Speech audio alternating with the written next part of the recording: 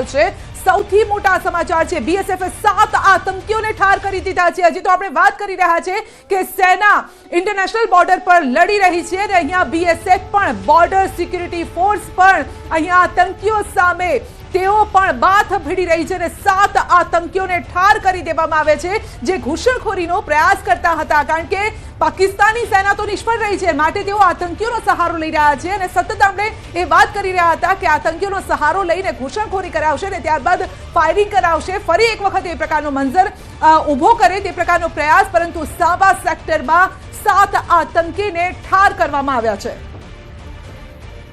तबाह होता है, आतंकियों की मूवमेंट उस वक्त हो रही होती है, तो हो सकता है कि उस वक्त कुछ समय पहले वह वहां से तुरंत भाग के यहाँ पर जम्मू सांबा सेक्टर के पास यहाँ आए हों और यहाँ से वह घुसपैठ करने की कोशिश कर रहे हो। देखिए सांबा सेक्टर वो मारे गए हैं, हाँ,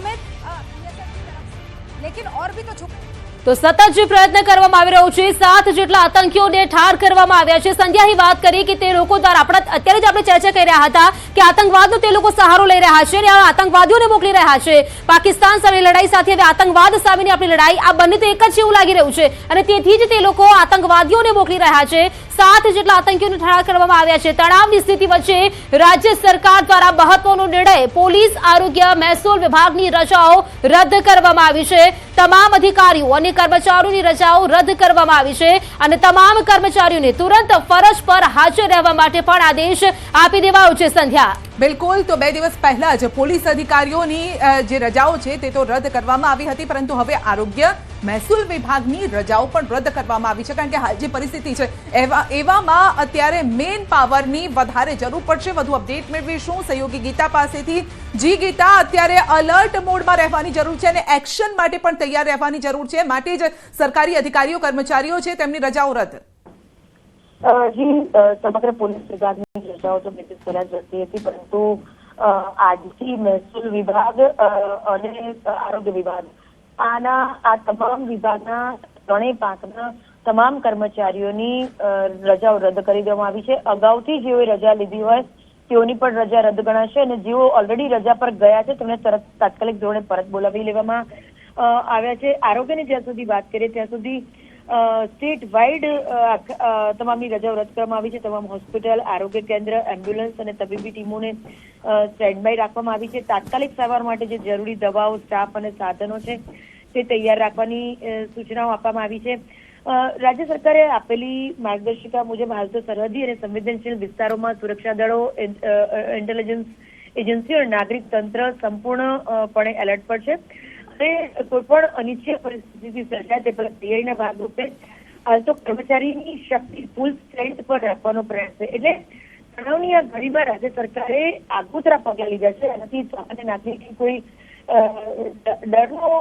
ડર ફીલ કરવાની જરૂર નથી, પરંતુ કોઈ પણ અણધારી પરિસ્થિતિને પહોંચી વળવા માટે ફૂલ ફોર્સ હોય એટલે તમામ તંત્રોને જવાબદારી ભરી કામગીરી માટે પબ્લિક સાથે મજબૂત રીતે ખડે પગે રહેવા માટે જણાવ્યું છે। જી ગીતા, ખાસ કરીને કંટ્રોલ રૂમ પણ તૈયાર કરાયો છે ગાંધીનગરમાં। બીજું કે 10:30 કલાકે મુખ્યમંત્રી ખુદ આ બેઠકનું આયોજન પણ કરી રહ્યા છે, પોતે હાજર રહેવાના છે, સ્થિતિ પર તેઓ નજર રાખી રહ્યા છે અને કદાચ તેના જ ભાગરૂપે આ રજાઓ પણ રદ કરવામાં આવી છે। તો તે અંગે શું અપડેટ આવી રહ્યું છે? આ જે બેઠક છે તેની કોઈ ડિટેલ આવી છે આપણી પાસે?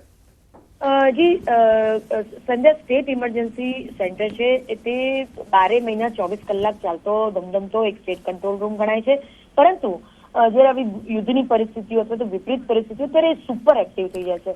રાજ્ય સરકારે 2 દિવસ પહેલા જ સ્પેશિયલ સ્ટેટ ડિઝાસ્ટર મેનેજમેન્ટ SEOC-ના સંચાલન માટે 3 વિશેષ IAS ઓફિસરોને નિયુક્તિ કરી છે। નવો ઓર્ડર ના થાય ત્યાં સુધી 3 IAS ઓફિસર માત્ર ને માત્ર સ્ટેટ કંટ્રોલ રૂમ પર ધ્યાન આપશે। સ્ટેટ કંટ્રોલ રૂમમાં કોઈ આપદા આવે ત્યારે કોઈ પણ નાગરિક એ જાહેર નંબરો પર ફોન કરી શકે છે, પોતાની વિગત જણાવી શકે છે, મદદ માંગી શકે છે।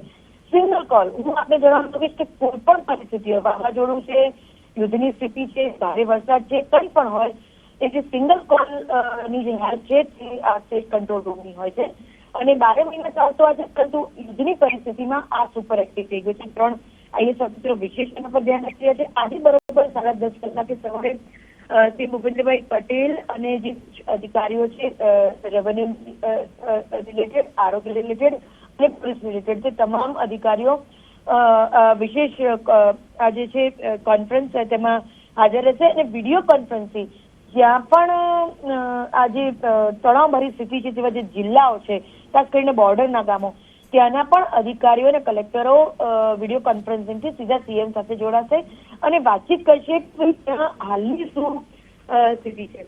એટલે સીએમનો જે ઉદ્દેશ છે તે ઉચ્ચ અધિકારીઓ સાથે જિલ્લા વહીવટી તંત્ર અને પોલીસ તંત્ર સાથે સમીક્ષા કરવાનું છે. જી ગીતા, રાત્રે જે પ્રકારે અપડેટ આવી રહ્યું હતું, કારણ કે સતત આપણે અપડેટ પર નજર રાખી રહ્યા છે, અને જે વાત કરવામાં આવી હતી કે 75 થી વધુ જે એમ્બ્યુલન્સ છે જે સીમાવર્તી જે આપણા વિસ્તારો છે ત્યાં મોકલવામાં આવી છે, 15 જેટલી બનાસકાંઠામાં અને અલગ અલગ સ્થળે અત્યારે મોકલવામાં આવી છે, અલર્ટ મોડ પર છે. આ અંગે આપણે વાત કરી હતી. આપનો આભાર મારી સાથે જોડાવા બદલ, કારણ કે સતત અપડેટ આવી રહ્યા છે અને એ આપણે પહોંચાડવા પણ જરૂરી છે. તમામ અધિકારીઓ અને કર્મચારીઓની રજા રદ. બિલકુલ, અત્યારની જે સ્થિતિ છે તેને જોતા સંધ્યા કરવું જરૂરી છે. તણાવને લઈને સીએમ ભૂપેન્દ્ર પટેલ બેઠક કરવાના છે. આ મહત્વની બેઠક રહેવાના છે. થોડી વારમાં SEOC ખાતે આ બેઠક છે થવાની છે. સરહદી જિલ્લાની સ્થિતિની સમીક્ષા કરશે મુખ્યમંત્રી. જિલ્લાઓમાં સ્થિતિ અંગે તેઓ ચર્ચા કરવાના છે. આ બેઠકમાં જે બેઠક મળવાની છે તેમાં મહત્વપૂર્ણ ચર્ચા જે સરહદીય વિસ્તારો છે તે વિશે, જે તણાવને લઈને સીએમ ભૂપેન્દ્ર પટેલ બેઠક કરશે. અત્યારે ત્યાં જે સ્થિતિ છે તેને જોતા આ બેઠક કરવાના છે અને બેઠકમાં તમામ જે ચર્ચાઓ છે તે કરવામાં આવશે. સરહદી જિલ્લાની સ્થિતિની સમીક્ષા કરશે, કારણ કે ત્યાં પણ જે પ્રકારે હુમલા કરવામાં આવ્યા છે, જો કે હુમલા પણ તમામ જે નિષ્ફળ જ ગયા છે.